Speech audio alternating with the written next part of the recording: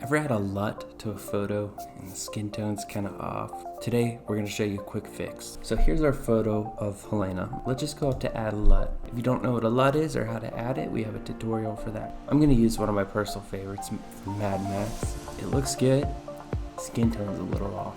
For this video, what we're going to do is we're going to isolate the skin tones. Let's hold down Alt. Let's drag that above the LUT. Select M for the marquee tool. Drag around just terrible. Right click, click select inverse, delete.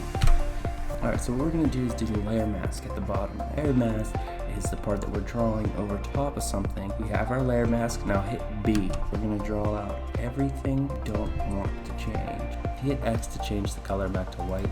Then we can draw back on her skin tone. So we're revealing the skin color.